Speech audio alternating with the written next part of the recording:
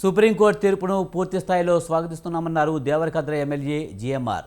మళ్లీ ఎన్నికలు వస్తాయని బీఆర్ఎస్ ఎంతో ఆశపడిందన్నారు. ఒక టైం పీరియడ్ లోపు స్పీకర్ నిర్ణయం తీసుకోవాలని సుప్రీం తీర్పునిచ్చిందన్నారు. బీఆర్ఎస్ సోషల్ మీడియాలో వారికి అనుకూలంగా తీర్పు అని ప్రచారం చేసుకుంటే నవ్వొస్తుందని ఆయన ఎద్దేవా చేశారు.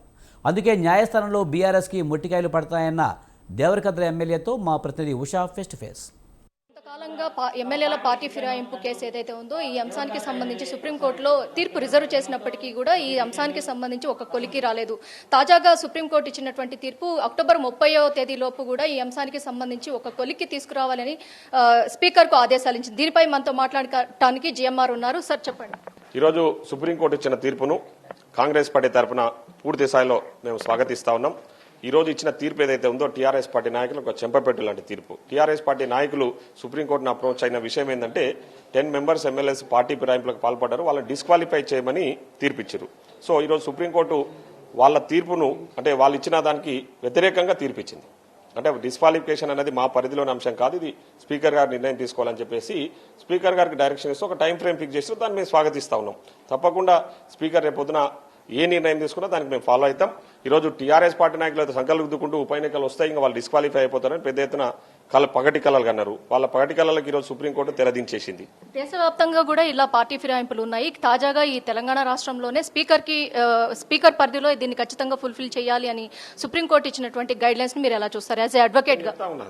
అదే సుప్రీంకోర్టు ఇచ్చిన తీర్పును మేము స్వాగతిస్తాం. It's benchmark judgment. దాంట్లో సుప్రీంకోర్టు ఇంకో మంచి కామెంట్ కూడా చేసింది, ఒక ఫైండింగ్ కూడా ఇచ్చింది. ఏమని, ఈ పార్టీ ఫిరాయింపుల మీద ఒక పార్లమెంట్ లో ఒక చట్టం చేయాలి, బాగుంటదని చెప్పేసి. సో ఇట్లాంటి చట్టాలు చేస్తేనే కదా కేసీఆర్ లాంటి వ్యక్తులు పార్టీ ఫిరాయింపులకు పాల్పడకుండా ఉంటారు.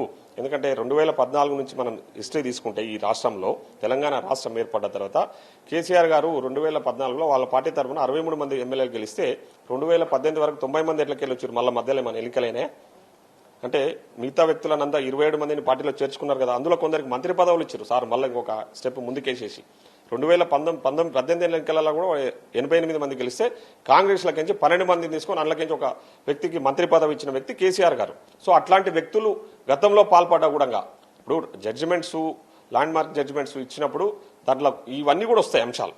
ఈ రోజు నుంచి అమలు అవుతుందని కాదు కదా, గతంలో జరిగిన పొరపాట్లను కూడా మీద కూడా ఎంక్వైరీ చేయాలి అని మేము రేపు స్పీకర్ గారిని అడుగుతాం. ఎందుకంటే మా కంప్లైంట్స్ ఆల్రెడీ గతంలో మా పార్టీ నాయకులు ఇచ్చిన కంప్లైంట్స్ స్పీకర్ దగ్గర ఉన్నాయి, అసెంబ్లీ రికార్డులలో ఉన్నాయి.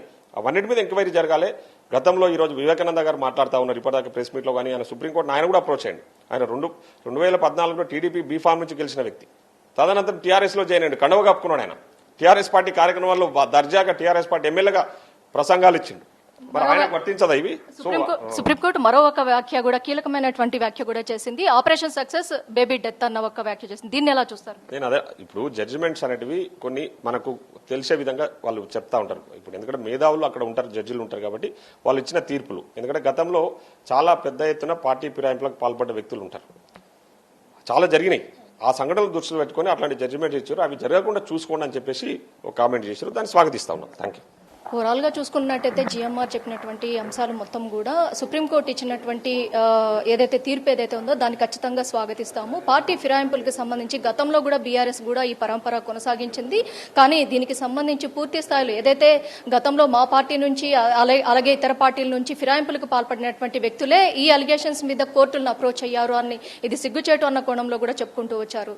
వీడియో జర్నలిస్ట్ సీనుతో ఉషా, స్వతంత్ర టీవీ, హైదరాబాద్.